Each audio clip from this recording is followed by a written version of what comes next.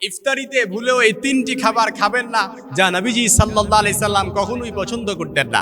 আর নবীজির অপছন্দনীয় জিনিস আপনি যখন একটা ইফতারের মধ্যে রাখলেন, এটা স্বাভাবিকতই বলা যেতে পারে যে এই রোজাটা আল্লাহ তাআলার কাছে অ্যাকসেপ্টেড হবে না, কবুল হবে না। কারণ সারাদিন অভুক্ত থেকে আপনি যখন ইফতার করবেন রোজাটা পরিপূর্ণ করার জন্য, রোজাটাকে ইখলাস করে রোজাটাকে আদায় করার জন্য, আর ইফতারিতে যদি এই খাবারগুলো রাখেন, আহা, আফসোস আর পরিতাপের বিষয় হলে আমি যদি নাম ধরে ধরে বলি আপনারা বলবেন যে এই খাবার এগুলো তো আজকেও আমরা খেয়েছি।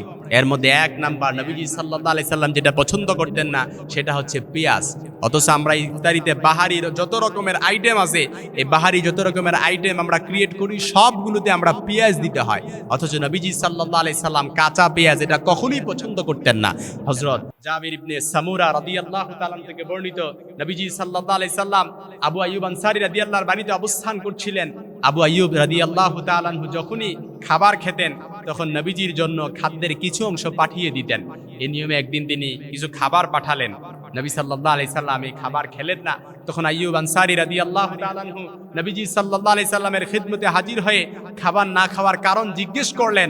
নবীজি সাল্লাল্লাহু আলাইহি সাল্লাম বললেন, এর মধ্যে পেঁয়াজ মিশ্রিত রয়েছে। তখন তিনি পুনরায় জিজ্ঞেস করলেন, ইয়া রাসূলুল্লাহ, পেঁয়াজ খাওয়া কি হারাম নাকি?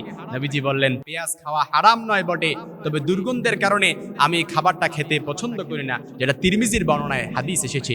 এজন্য মনে রাখবেন, আপনি যখন কাঁচা পেঁয়াজ খেলেন, এই কাঁচা পেঁয়াজ খাওয়ার পরে আপনি যখন কোনো মানুষের সামনে যে কথা বলবেন তখন ওই মানুষটাকে জিজ্ঞেস করেন যে কিরকম দুর্গন্ধ আপনার মুখ দিয়ে বের হয়। এজন্য মনে রাখবেন, কাঁচা পেঁয়াজ খাওয়ার পরে যে দুর্গন্ধটা বের হয়, দুর্গন্ধটা স্বয়ং ফেরেশতারা সহ পছন্দ করে না। দুই নাম্বার, নবীজি সাল্লাল্লাহু আলাইহি সাল্লাম যেটা পছন্দ করতেন না সেটা হচ্ছে গরম খাবার খাওয়া। নবীজি এটা পছন্দ করতেন না। গরম খাবার খাওয়া, ফু দিয়ে খাওয়া, অনেকে আছে গরম খাবার এটা অত্যন্ত পছন্দ মনে করে। আহা, নবীজি এটা পছন্দ করে নাই। এজন্য গরম খাবার আপনি যদি ফু দিয়ে খান, গরম খাবার আপনার খাইতে পছন্দনীয়, এটা ঠিক আছে, কিন্তু গরম খাবার যে নবীজি সাল্লাল্লাহু আলাইহি সাল্লাম পছন্দ করে নাই। এজন্য আমরাও যেন ইফতারিতে কখনো গরম খাবার না খাই। আপনি ঠান্ডা খাওয়া হওয়ার পরে আপনি খাইতে পারেন। নবীজি সাল্লাল্লাহু আলাইহি সাল্লামের খাদ্য তালিকায় আপনি যদি রিসার্চ করেন, আর তিব্বুন নববীর মধ্যে এসেছে, আমি আজকেও পড়াশোনা করে দেখলাম যে নবীজি সাল্লাল্লাহু আলাইহি সাল্লাম কত ধরনের খাবার নিজে পছন্দ করতেন না। আহা, একজন মানুষ কতটা স্বাস্থ্যসম্মত ছিলেন, স্বাস্থ্যের প্রতি কতটা খেয়াল রাখতেন। নবীজি সাল্লাল্লাহু আলাইহি সাল্লাম নিজের স্বাস্থ্যের প্রতি খেয়াল রেখে এটা উম্মার জন্য শিখিয়ে দিয়েছেন যে নিজেরাও যদি আমরা যদি এই খাবারগুলো যদি আমরা মেনটেন করতে পারি, লিমিট করে আমরা যদি খাবারগুলো ভক্ষণ করতে পারি, নবীজি সাল্লাল্লাহু আলাইহি সাল্লামের মতো আমরাও দেখবেন সবসময় সুস্থ সবল থাকতে পারবো। এই জন্য তিব্বেন নববীর মধ্যে এসেছে নবীজি সাল্লাল্লাহু আলাইহি সাল্লাম 3 নম্বরে যে খাবারটা খেতে পছন্দ করতেন না এবং নবীজি সাল্লাল্লাহু আলাইহি সাল্লাম এই খাবারটা খেতেন না, সেটা হচ্ছে তৈলাক্তযুক্ত খাবার। কারণ নবীজি ভালো করেই জানতেন যে তৈলাক্তযুক্ত খাবার যখন আপনি খাবেন এটা আপনার হজম শক্তিতে সবচেয়ে বেশি বাধা প্রদান করবে। আর মনে রাখবেন, আমরা যখন খাবার খাই আমাদের স্টোমাকে যখন খাবারটা পৌঁছে, স্টোমাকে একটা পিত্তথলি আছে, অর্থাৎ এখান থেকে যখন একটা রস বের হয়, প্রায় 3,50,000,000 কোটি রস বের হয়ে আপনার খাবারটা হজম করতে সাহায্য করে। কিন্তু আপনি যখন তৈলাক্ত খাবার খেলেন এই খাবারটা হজম শক্তিতে বাধা প্রদান করবে।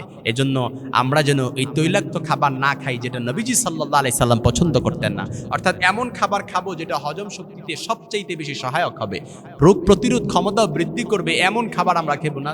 নাহলে সারাদিন দেখা গেল আমরা রোজা রাখলাম ঠিক, অভুক্ত থাকলাম ঠিক, সামনে যা পেলাম তাই খেয়ে ফেললাম, সামনে অনেক কিছু খাবার আইটেম রেখে ফেললাম, সব কিছু খেয়ে ফেললাম, স্বাস্থ্যের দিক খেয়াল রাখলাম না, তাহলে স্বাভাবিকতই বোঝা যেতে পারে এই রোজাটা আমাদের জন্য কল্যাণকর হবে না, এই রোজাটা আমাদের জন্য অকল্যাণকর হবে এবং শরীরে রোগ প্রতিরোধ অর্থাৎ রোগের মাত্রারও বৃদ্ধি করে দিবে। অথচ নবী সাল্লাল্লাহু আলাইহি সাল্লাম বলেছেন সেই মুসলিমের বর্ণনায়, যে ব্যক্তি সারাদিন রোজা রেখে ইফতার করলো, এই ইফতারটা সে ইফতার করলো না, এটা তার জন্য ইফতারিটা এটার জন্য কল্যাণকর হয়ে গেল।